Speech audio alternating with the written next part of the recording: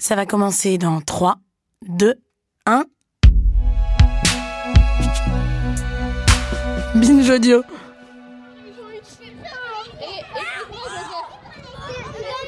Qu'est-ce qui s'est passé? Pourquoi tu pleures? Je déteste perdre quand il y a de la triche. Mais c'est pas de la faute des filles. Pourquoi tu dis que c'est de la faute des filles?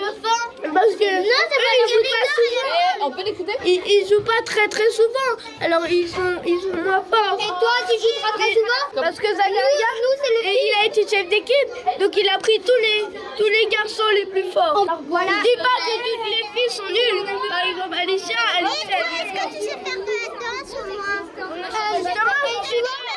c'est nul. Nul la danse. À l'école, la discipline qui fait apparaître le plus clairement les clichés sexistes, c'est le sport. Sauf exception, les filles sont dites nulles et les garçons sont supposés forts. Vous le voyez quand les équipes sont faites par les enfants. Les garçons sont toujours choisis en premier. Pour éviter ça, j'ai décidé de faire les équipes moi-même. Évidemment, ça n'empêche pas les réflexions. Je voulais juste qu'on fasse un petit point ensemble, parce que pendant le sport, apparemment, il y a eu une histoire. Il y a quelqu'un qui a dit « Je vais pas me faire battre par une fille ». Est-ce que tu comprends où est le problème ou pas? C'est dans l'enfance qu'on intègre tous les préjugés sur les filles et les garçons. Ce qu'on peut faire ou qu'on ne doit pas faire, les comportements qu'on est censé avoir, et puis nos aptitudes. C'est que pour les filles, ça leur fait comprendre qu'elles courent moins vite et c'est pas très gentil. Certains enfants ont les outils pour décrypter ces stéréotypes de genre, et parfois être critiques. C'est sexiste. C'est dire qu'on pense que les garçons sont plus forts que les filles. Mais d'autres ne les ont pas. Ça fait partie des missions de l'école inscrites dans le Code de l'éducation. Garantir l'égalité des chances des filles et des garçons, favoriser la mixité et l'égalité entre les hommes et les femmes, notamment en matière d'orientation, ainsi qu'à la prévention des préjugés sexistes et des violences faites aux femmes. Si on te dit beaucoup t'es nul, t'as l'impression parfois que t'es vraiment nul et que tu vas perdre. Du coup, ça te bloque sur ce que t'es en train de faire, donc tu perds.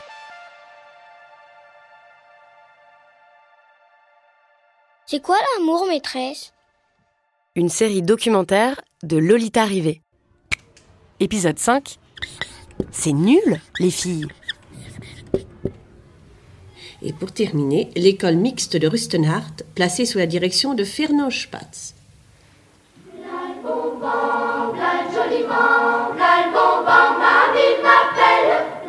À l'école primaire, l'enseignement est mixte depuis les années 50. Aujourd'hui, on voit cette mixité comme un symbole de l'égalité des chances pour les filles et les garçons. Pourtant, de nombreuses études ont montré qu'à l'école, vous n'êtes pas traité pareil si vous êtes un garçon ou une fille. Alors, il y a effectivement cette idée que l'école républicaine, elle serait neutre, c'est-à-dire qu'elle traiterait de la même façon tous ses élèves, quel que soit leur genre, leur origine. J'ai envie de dire, rien n'est plus faux. La sociologue Gabrielle Richard est spécialiste du genre et de l'éducation. C'est pas rare, même à l'heure actuelle, de voir des profs qui vont séparer leurs élèves, soit lors de la mise en rang, ou soit pour partager des bureaux dans la salle de classe, qui vont répartir leurs élèves, un garçon, une fille, parce qu'ils vont se dire, de manière générale, mes garçons sont plus excités, ils ont besoin de calme, et mes filles sont plus calmes. Et donc, si je mets un garçon avec une fille, peut-être que je vais mieux gérer mon climat de classe. Mais donc, évidemment, ça contribue à alimenter ces conceptions de être un garçon à l'école, c'est nécessairement être un garçon qui a la bougeotte et qui a de la difficulté avec la sphère scolaire, et être une fille, c'est nécessairement être quelqu'un qui est très scolaire, en capacité de concentration, etc. Ça aussi, c'est des stéréotypes de genre.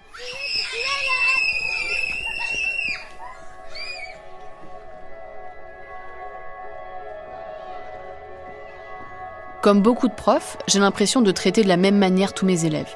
D'autant plus que j'ai conscience de l'existence de ces biais sexistes, que j'y fais attention.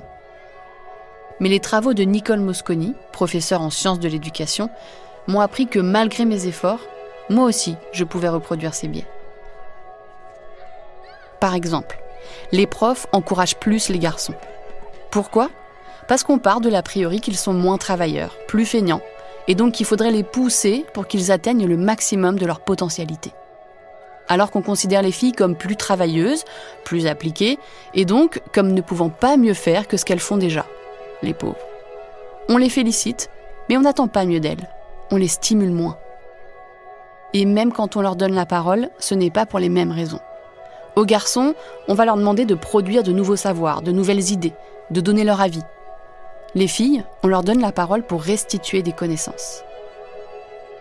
Tous ces stéréotypes qu'on a intégrés ont un impact réel sur le parcours scolaire des enfants. C'est ce qu'on appelle l'effet Pygmalion. Si un professeur pense que vous êtes brillant ou brillante en géométrie, il y a de fortes chances pour que vous le deveniez. Mais le contraire est vrai aussi. Et c'est comme ça que les filles se retrouvent à avoir moins confiance en elles et n'osent pas s'orienter vers les filières scientifiques, alors qu'elles ont de meilleurs résultats. Ou que les garçons ambitionnent moins les métiers du soin, considérés comme féminins.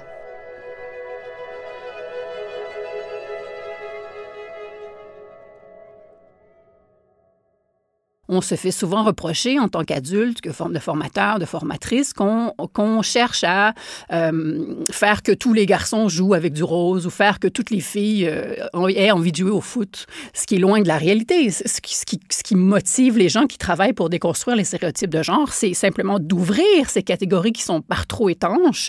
Le genre va contribuer à faire comprendre aux individus que tout ce qui est associé au masculin est en général plus chouette, plus souhaitable, plus populaire que ce qui est associé aux filles. Dès lors que, par exemple, un garçon souhaiterait explorer quelque chose, un territoire, une activité qui est associée au féminin, on va le décourager de le faire et ça passe souvent notamment par des insultes à caractère homophobe. Donc, on va dire, ben, c'est pédé de faire ce genre de truc. Et ce qu'on veut dire par là, c'est que c'est inadéquat pour toi. Tu es un garçon et tu te déprécies en cherchant à faire de la danse ou à jouer à la poupée, par exemple.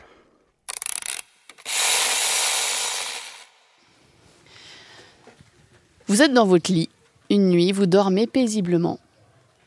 Et pendant que vous dormez, il y a une fée qui passe au-dessus de votre lit. Et vous, les filles, elle vous transforme en garçon. Aujourd'hui, je propose à mes élèves un jeu pour les faire réfléchir à toutes ces différences. Et vous, les garçons, elle vous transforme en fille. L'exercice d'inversion, ça permet de montrer à quel point ce qui nous semble évident ne l'est pas du tout. C'est mon cauchemar qui devient réalité. Moi, j'ai pas envie de faire des cauchemars de filles. Comme par exemple, comme des princes, un truc comme ça. Dans ma tête, je reste toujours un garçon. Donc moi, j'aimerais être alignée avec ce qu'il y a dans ma tête. Et vous allez écrire dans une colonne tout ce que vous pouvez faire et dans l'autre colonne tout ce que vous ne pouvez plus faire parce que vous êtes devenu une fille ou un garçon. Ok ? On peut plus être content. Pourquoi ? C'est qu'on n'est pas content d'être une fille. Mais pourquoi ? Est content d'être une fille. Qui ? Pas moi. Tu te demandes une question. Moi, en fait, j'aimerais pas être une fille parce que sinon, mes copains, ils m'aimeraient pas. Bah oui, parce qu'ils aiment pas les filles. On va écouter toutes vos idées. On commence par le groupe d'Isaac. Le groupe d'Isaac, vous étiez des garçons, vous êtes devenus des filles dans la nuit. Qu'est-ce que vous pouvez faire maintenant que vous êtes des filles ? On peut aller dans les toilettes des filles, porter des jupes et des robes, jouer au football féminin. On peut mettre des soutiens-gorge. On aura un ventre pour porter son bébé plus tard. On peut mettre du vernis, on peut mettre des bagues. On peut plus aller dans les toilettes des garçons. On peut plus jouer dans l'équipe masculine. On ne met plus des slips. On ne peut plus mettre un maillot de bain pour garçons. Donc on fait le contraire. Maintenant, ce sont les filles qui se sont transformées en garçons. Edith, raconte-nous. Ce qu'on peut faire quand on est en garçon, aller dans les toilettes des garçons, on est plus musclé. Mais moi, je suis pas d'accord que quand t'es un garçon, t'es plus musclé. Comme il y a des filles qui sont plus musclées que les garçons. Ce qu'on peut faire, on peut faire pipi debout. On ne peut plus porter de robe, on ne peut plus aller dans les toilettes des filles, on ne peut plus porter de boucles d'oreilles, on ne peut plus mettre de jupe. Moi, je préfère être un garçon parce que c'est mieux. Je préfère être un garçon parce que je peux taper des sprints vraiment vite. Mais si je suis une fille, je suis en robe, je peux pas taper un sprint hyper vite. Eh ben, les filles, elles peuvent très bien porter des pantalons et faire des sprints et courir plus vite que les garçons. Si certains de mes élèves ont déjà conscience des inégalités qu'engendrent ces idées reçues, et elles ne perçoivent pas forcément que la dévalorisation de tout ce qui est féminin détermine leur choix. Combien de fois j'ai entendu dans la bouche de parents ou de nounous « C'est pour les filles, ça. Tu vas pas pleurer comme une fille, c'est un jeu de filles. » Les garçons peuvent-ils porter des robes? C'est bizarre, parce que quand on prend une robe, c'est bizarre. La philosophe Olivia Gazalet, dans son essai « Le mythe de la virilité », écrit que l'infamie, c'est d'occuper la position de la femme, celle de l'infériorité, de la faiblesse, de la soumission. Les liens entre misogynie et homophobie sont étroits depuis toujours. Plus une société déconsidère les femmes, plus elle traque les homosexuels. C'est de ça qu'on a peur en fait, que les garçons deviennent gays. Une enquête Ipsos pour la Fondation Kering, menée en 2022, a montré qu'1 tiers des hommes de moins de 35 ans auraient honte que leur fils soit homosexuel. À cause de cette peur, on limite les petits garçons dans leur choix, mais aussi dans la manière qu'ils ont d'exprimer leurs émotions et leur personnalité. Est-ce qu'il y a des garçons dans cette classe qui aiment bien mettre des robes et des jupes? 2, 3, Alexis, t'aimes bien? J'étais pas d'accord, les garçons peuvent très bien porter des talons. Oui, j'en porte moi. Moi j'en porte quand j'ai des anniversaires. Tu sais que moi des fois je mettais les talons de ma mère, des fois.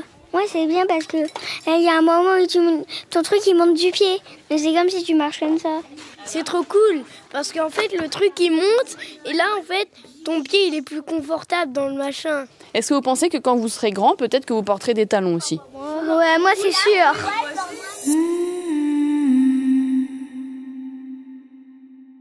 Les échanges que ce jeu déclenche montrent que, malgré toutes les représentations genrées qu'on leur transmet depuis tout petit, mes élèves ont aussi compris que les frontières ne sont pas aussi étanches entre le féminin et le masculin. Mais plus les enfants grandissent, plus ces frontières deviennent opaques, et plus ils les intériorisent. Notamment par ce que les sociologues appellent la socialisation horizontale, c'est-à-dire les comportements qu'on adopte en observant les gens de notre âge.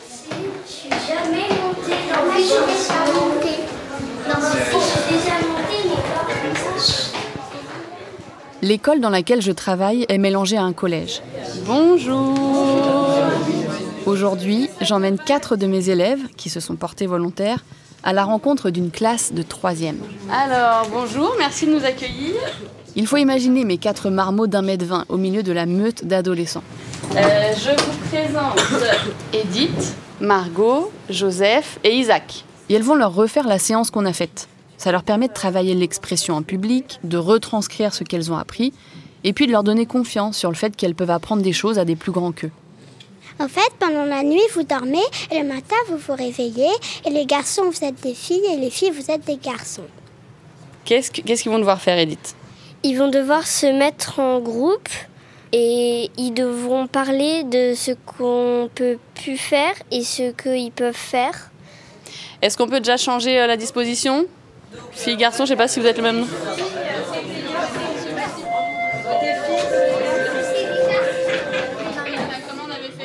On va commencer par le groupe de garçons. Alors, ce que je ne peux plus faire est avoir un cancer de la prostate. Faire un créneau. On ne peut plus faire pipi debout. On ne peut plus s'habiller comme on veut. Alors, et dans ce qu'on a mis, dans ce que je peux maintenant faire, on a mis être enceinte, avoir un cancer du sein, avoir ses règles, avoir un moins bon salaire pour certaines entreprises et toucher la pension alimentaire si on est divorcé. On peut faire des tâches ménagères. On dirait que c'est plus intéressant d'être un garçon qu'une fille. Et les garçons aussi, ils peuvent faire les tâches ménagères. On passe aux filles? À votre groupe. Ce que je ne peux plus faire, me maquiller sans jugement, pleurer en public, tomber enceinte, mettre des robes, jupes ou du vernis à ongles, toujours sans jugement, sans être jugée. Ce que je peux maintenant faire, sortir la nuit seule sans risque, faire pipi debout aux toilettes, me mettre torse nu sans être sexualisée, être mieux payée, pouvoir s'énerver sans être qualifiée d'hystérique, avoir plus de privilèges et ne plus m'épiler. Pourquoi on peut plus se maquiller? Pourquoi on peut plus mettre de robe? C'est pas tellement une question de ne pas pouvoir, c'est surtout à cause du jugement des autres, les remarques qu'ils peuvent faire ou même être agressés en raison de comment on s'habille. Dans cette génération, tous les genres ils peuvent faire ce qu'ils veulent un peu, quoi. Enfin, plus qu'avant en tout cas. En fait, quand j'entends des copains qui sont des garçons qui me disent que ça leur arrive de faire des balades nocturnes avec de la musique dans la nuit, c'est impossible pour moi de m'imaginer faire la même chose, donc c'est pas vraiment normal. Moi, je pense qu'on peut aussi sortir seul sans risque lorsqu'on est une fille. Enfin, c'est peut-être juste, ça arrive qu'il y ait des agressions, mais c'est pas forcément que pour les filles. Il y a toujours des risques, et beaucoup plus que quand t'es un homme, en fait. C'est nous, on se fait racketter, on se fait taper dans la rue, c'est nous, hein, c'est pas les femmes. Hein. C'est pas les femmes, hein. C'est pas les femmes. Moi, je trouve que ça fait plus peur quand on est une fille, parce que, par exemple, les regards, par exemple, des hommes, âgés et tout ça, pas forcément âgés, mais des adultes, quoi. Non, mais ça fait, c'est pas très agréable, quoi. Du coup, oui, ok, il y a des agressions sexuelles, c'est sûr, il y a des stats, c'est prouvé que les femmes sont plus agressées que les hommes sexuellement, mais déjà, c'est pas la faute de tous les hommes, en fait, donc je vois pas à quoi ça sert de sortir des banalités à ce point-là. Je vois mes élèves ouvrir bien grand leurs oreilles. J'ai hâte de savoir ce qu'elles en pensent. Les garçons peuvent-ils pleurer ? Non. J'ai déjà pleuré en public, mais c'est sur une défaite, sur un match de foot. C'est normal qu'on pleure. Nous aussi, on peut pleurer en public. Sauf que c'est pas pour les mêmes choses. Elle pleure parce que, pour des raisons, et nous, on pleure pour d'autres raisons. J'ai pas de truc à dire à part ça. Je pense que c'est pour les mêmes raisons que c'est juste ils se cachent. Genre, ils font ça chez eux, quoi. Moi, je pense qu'on n'est pas obligé de pleurer pour montrer ses émotions. On peut ressentir. Et on peut s'en servir comme une force, mais on n'est pas obligé de l'extérioriser par des larmes. En vrai, parfois, pleurer, je pense que c'est le seul moyen d'extérioriser pour certaines choses, pour tous les humains. Et je pense que si les garçons se retenaient moins de pleurer, il y aurait moins de soucis sur leur façon de faire certaines choses. Les garçons peuvent-ils aimer les garçons ? Si, mais faut pas embêter le reste de la population avec ça. Faut pas... Non, parce que j'ai traité d'homophobe, du coup, je vais pas parler. Ça traite trop facilement d'homophobe après. Oui, s'ils veulent, c'est pas à moi de choisir pour eux, c'est leur choix. Il y en a qui se font agresser maintenant pour vouloir être homosexuels, ils se font insulter, agresser dans les rues et personne les aide. C'est ça le problème. Mais nous, si on veut les défendre, parfois, certaines personnes, dans leur point de vue, ils vont pas nous aimer, par exemple, ils vont nous juger. On aurait aimé que ça dure plus longtemps, j'espère que ça ouvrira des discussions entre vous. Et merci d'avoir participé. Merci. On va remettre les chaises et les tables avant. Alors, vous en avez pensé quoi? Ils ont dit beaucoup de choses fausses. Vraiment, en plus, les troisièmes, c'est l'âge bête, mais là, vraiment, c'est des choses vraiment fausses. Hein. Alors, ça va? Vous étiez pas trop stressé? Non, ça va, mais au début, moi, j'avais peur pour le jeu de la... De quoi? T'as dit quoi, toi? Énorme sexiste. Comment ça se fait que mes élèves de 8 ans trouvent normal que 2 hommes se marient ou que 2 femmes aient un enfant et que ces jeunes de 15 ans osent tenir des discours pareils? Qu'est-ce qui se referme entre l'enfance et l'adolescence? Ces idées reçues sur l'homophobie, le racisme, le sexisme, etc., on peut avoir l'impression qu'elles sont beaucoup plus ancrées à l'adolescence. La sociologue Gabrielle Richard a une explication.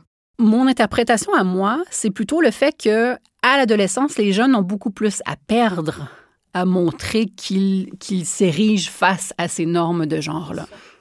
Ce qu'on remarque, c'est que quand on s'intéresse au phénomène de popularité à l'adolescence, on remarque que dans la pyramide de la popularité, les jeunes qui sont au-dessus des autres en termes de popularité auprès de leur père, ce sont, sauf exception, des jeunes qui vont ratifier de façon très rigoureuse les normes de genre. C'est-à-dire, on va être face à des filles, par exemple, qui vont être à la mode, qui vont se maquiller, qui vont, je ne sais trop, et face à des garçons qui vont être plutôt des cancres à l'école, qui vont être plus sportifs, qui vont démontrer aussi leur intérêt pour la sexualité avec des filles. Enfin, l'hétérosexualité aussi est un outil qui est beaucoup mobilisé pour se hausser dans la popularité à l'adolescence.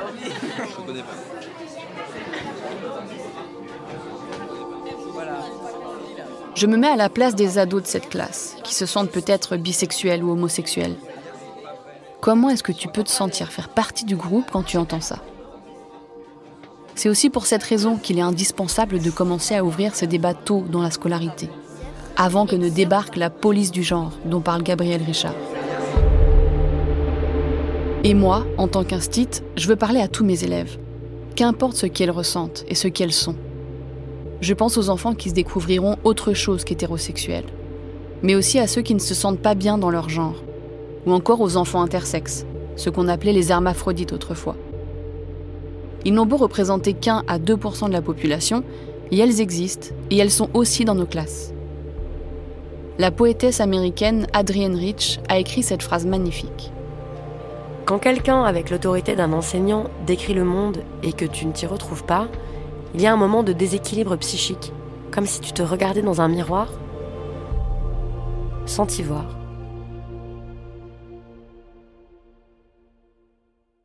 Dans l'épisode 2, je vous avais dit qu'on reparlerait de transidentité, parce que les opposants à l'éducation sexuelle sont obsédés par les personnes trans, persuadés que le simple fait d'en parler à des enfants va les corrompre et perturber leur développement. Alors, j'ai demandé à une personne concernée comment je pouvais faire pour tendre un miroir plus juste à mes élèves. J'ai pas tout de suite su que j'étais trans. C'est-à-dire que j'avais pas le vocabulaire pour pouvoir mettre des mots sur ce qui se passait pour moi. Néanmoins, très très rapidement, j'ai compris qu'il y a quelque chose qui clochait. Morgane Lucas est psychothérapeute et très actif pour la cause des personnes trans. Sur son compte Instagram, il évoque son enfance. Il dit « Les enfants trans existent, j'en étais un ». Je savais pas quoi, je savais simplement, en tout cas, que tout ce qui se rapportait à ce qu'on peut englober dans la féminité, c'était pas quelque chose qui me convenait. J'arrivais pas à me retrouver à l'intérieur. Je me rappelle que à tous mes copains, mais je devais être en primaire, peut-être CP, CE1, quelque chose comme ça, je leur disais que j'étais un petit garçon. Je leur disais que j'étais un petit garçon et que je voulais qu'ils m'appellent Jamel, alors parce que j'adorais Jamel Debbouze. Et donc, j'ai pas eu l'impression que ça leur a posé problème. D'ailleurs, je traînais quand même beaucoup plus avec des garçons qu'avec des filles quand j'étais enfant. Et donc, j'ai pu m'imaginer, en tant qu'adulte, dans le genre qui était le mien depuis le début. C'est-à-dire que je me suis jamais imaginé comme une femme, plus tard. Je me suis toujours imaginé comme un homme, je me suis imaginé comme potentiellement le papa de quelqu'un. Je m'imaginais dans ce qu'on pourrait appeler un corps de garçon. Ça me semblait pas si impossible.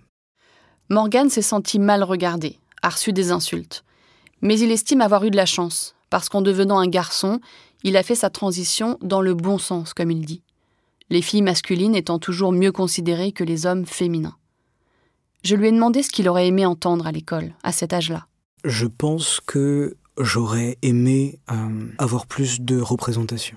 Qu'on puisse nous dire que ça existait, qu'il y avait d'autres manières d'être au monde que d'être né fille, né garçon et que ça nous convienne. J'aurais aimé qu'on puisse aussi parler d'orientation sexuelle, parce que je pense que ça fait partie aussi du sujet, ça parle de genre également. Avec du recul, je ne sais pas si j'aurais aimé le savoir plus tôt.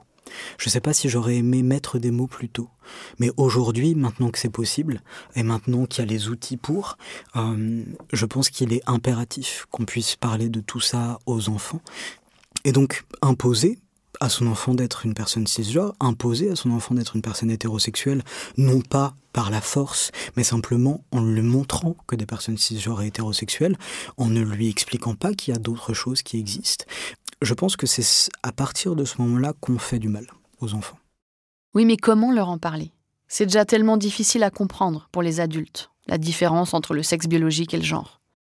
Quand un bébé naît, le docteur le regarde et déclare, en fonction de ce qu'il observe, c'est un garçon ou c'est une petite fille. Dans la plupart des cas, ça s'avère correct. C'est-à-dire que le bébé grandit et effectivement, il grandit pour être un garçon ou une petite fille. Dans certains cas, le docteur se trompe. C'est ce qui s'est passé pour moi, par exemple. Et donc, quand je suis né, le docteur m'a regardé et il a dit « c'est une petite fille ». Et donc, forcément, tout le monde a cru que j'étais une petite fille. Parce que le docteur le disait et le docteur sait ce qu'il fait.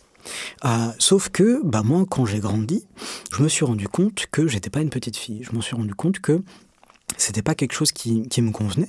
Et donc, dès que j'ai eu les mots, dès que j'ai eu la possibilité de le dire, j'ai dit à tout le monde, écoutez, le docteur s'est trompé, il vous a dit que j'étais une petite fille, mais en fait, je suis un garçon. Je m'appelle comme ça, et j'aimerais bien que vous puissiez vous adresser à moi de cette manière-là. Et donc, quand le docteur se trompe, en général, on appelle ça des personnes transgenres. Et c'est OK. Et c'est OK d'être une personne trans, c'est juste une autre manière d'être un être humain. Et il en existe depuis la nuit des temps. Voilà. Parler de transidentité aux enfants, c'est pas leur parler d'hormones et encore moins de chirurgie. C'est seulement être à leur écoute et les laisser expérimenter. Le psychiatre Serge Effez, qui a publié Transition, réinventer le genre en 2020, nous rappelle pourquoi il est important d'en parler à tout le monde. Parce que quand même, le plus grand drame de ces enfants qui sont mal dans leur genre, et surtout les petits garçons qui se sentent très féminins, c'est évidemment la question du harcèlement, de la bouc émissérisation et de tout ce qui peut se passer en milieu scolaire. Et c'est en ce sens, on revient à cette nécessité d'information de tous les enfants sur ces questions de genre, et pas seulement ceux qui ont des problèmes personnels par rapport à ça, pour que l'ouverture se fasse dans le champ social de l'enfant, le plus tôt possible, c'est-à-dire dans son école, et que tous les enfants, pour tous les enfants, ça soit extrêmement banal, qu'un petit garçon soit plutôt féminin et une petite fille plutôt masculine si ça lui chante.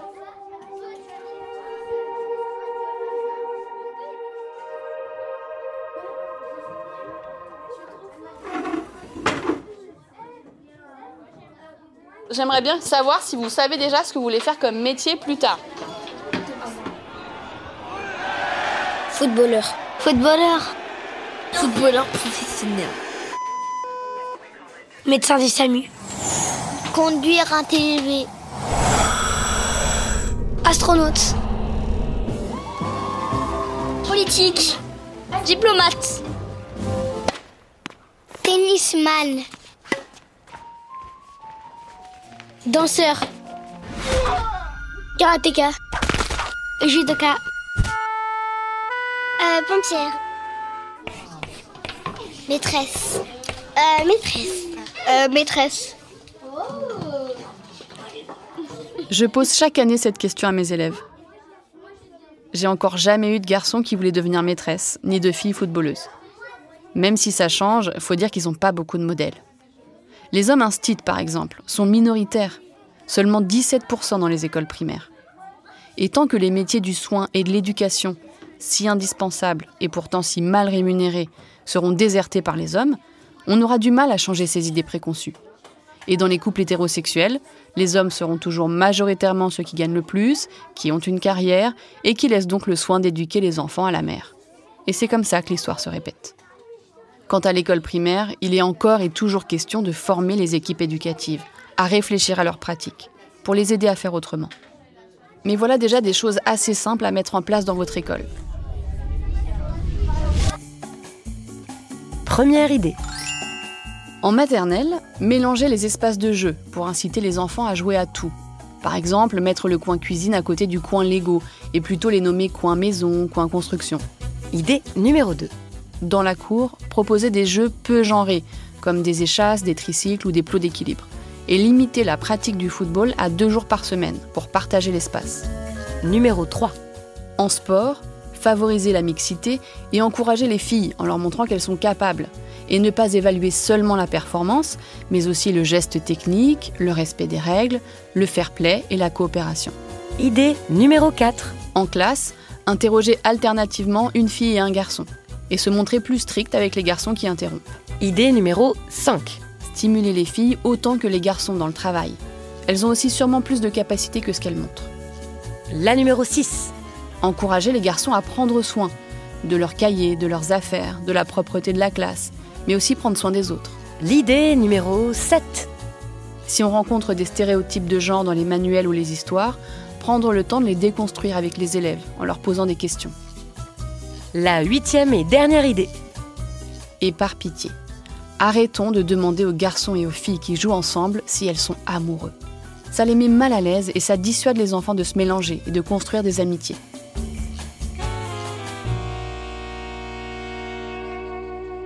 Sur le site de Binge Audio, on vous met plein de ressources pour vous aider.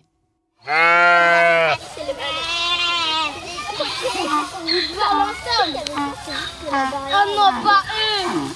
Oh non, ça pue. Ça sent le fumier? Oui. La fin de l'année approche. J'emmène ma classe de CE1 en sortie à la ferme. Je l'ai pas touché. À voir rentrer dans l'enclos des chèvres, d'accord? On touche pas les cornes, on leur donne pas à manger. Il y en a une, elle m'a chargée. J'ai jamais vu des chèvres aussi désagréables. Vous n'avez pas de lapin? Je me demande ce que mes élèves retiendront de tout ce qu'on s'est dit cette année. Mets bien ta terre droite et ta terre bien droite. Là, tu la poses. Oui. Tu la poses au fond, vas-y. Tiens. Et là, tu recouvres de terre par-dessus, sans étouffer la salade. Et chez vous, faudra faire quoi chez vous alors? L'arroser. Bah, je pense que je vais remplir une jardinière de terre et je vais le mettre dedans. Ça va donner pour quoi? qu'elle ait de la place dedans. Pour qu'elle ait de la place pour se développer. Moi aussi, j'espère leur avoir donné de la place à mes élèves. Un peu plus de place pour s'exprimer, pour se questionner, pour grandir. Mais je sais que c'est pas acquis tout ça. Parce que même si l'éducation à la sexualité est inscrite dans la loi, elle sera toujours dans le viseur des réactionnaires. En 2023, la Pologne a voté une loi interdisant toute éducation sexuelle à l'école. Et au Canada, dans la province du Saskatchewan, les parents peuvent désormais refuser que leur enfant assiste aux cours. En Floride, depuis 2022, la loi surnommée Don't Say Gay interdit aux profs d'évoquer l'orientation sexuelle ou l'identité de genre avec leurs élèves à l'école primaire. Tout ça peut aussi arriver en France. Mais j'ai de l'espoir. Parce que des profs qui veulent être une fenêtre pour les yeux des enfants, comme le dit Anne Sylvestre, il y en a plein. Mais tout ça ne doit pas reposer que sur les profs. Ça pourrait être ça la conclusion de ce documentaire. Éduquons les adultes. Les profs, mais aussi les parents, tout le monde en fait. Éduquons-nous sur ces questions et réclamons des moyens. Parce que cette révolution éducative ne se fera pas sans volonté politique. Par exemple, en 2015, après les attentats de Paris, 300 000 éducateurs et éducatrices ont été formés à l'histoire de la laïcité. 1/3 des profs, en une année seulement. Comme quoi, quand on veut, on peut. Avec la sociologue Gabrielle Richard, on s'est mis à rêver de tout ce que ça changerait.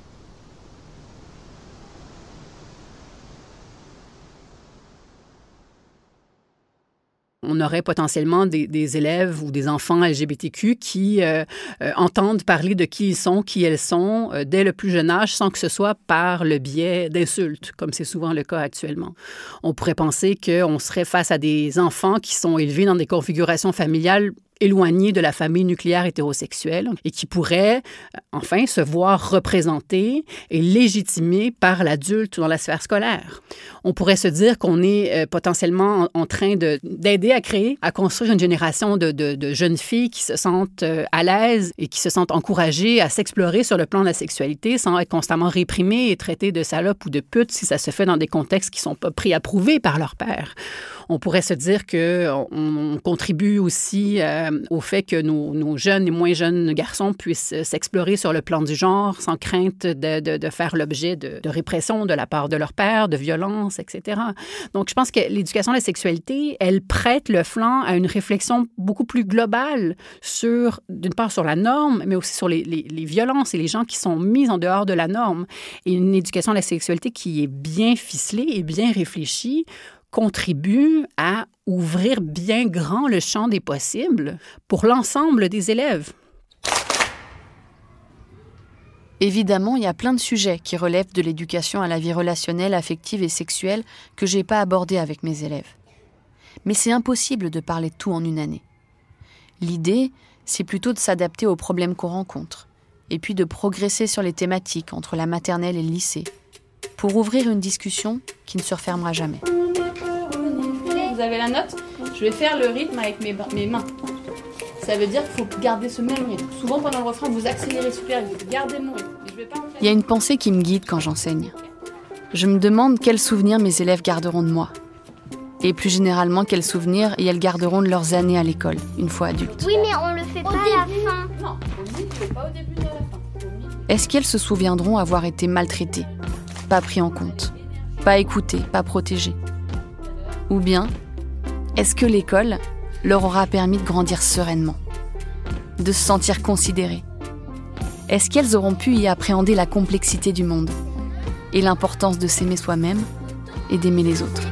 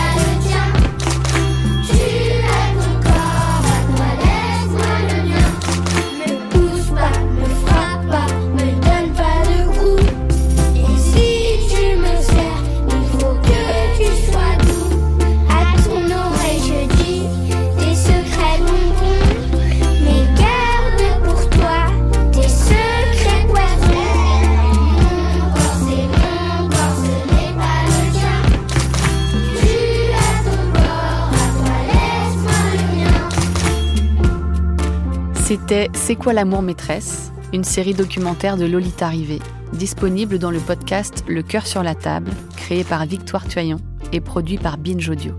Merci à Victoire Tuaillon pour la direction éditoriale, à Naomi Titi pour la production et à Paul Berthiaud pour la prise de son et la réalisation. Merci pour leurs conseils, leurs regards et leurs exigences. Merci à Mylène Chapiron d'être intervenue dans ma classe et d'avoir composé la musique de la série. Et merci à toute l'équipe de Binge Audio pour leur accueil. Retrouvez toutes les sources citées dans les 5 épisodes et d'autres ressources pour aller encore plus loin sur le site de Binge Audio, binge.audio. Je remercie également ma directrice pour sa confiance, ainsi que tous les parents de mes élèves pour leur soutien. Merci surtout à mes élèves adorés, sans qui ce podcast n'aurait pas pu exister. Merci à toutes les intervenantes et intervenants qui ont pris le temps de partager avec moi leur savoir et leur travail. Merci aussi à Aliette, Delphine et Garance pour leurs oreilles attentives et leur relecture. Merci à ma famille de m'avoir soutenue, encouragée et de m'avoir donné ce temps précieux. Et merci à ma fille d'exister. Moi, je trouve que c'est énervant d'être une mère parce que c'est toujours toi qui t'occupes des enfants, c'est toujours toi qui fais la cuisine, c'est toujours toi qui fais le ménage, c'est toujours toi qui fais tout pour que la maison elle soit propre. Alors que le père il est en train de lire son journal là. Binge Audio.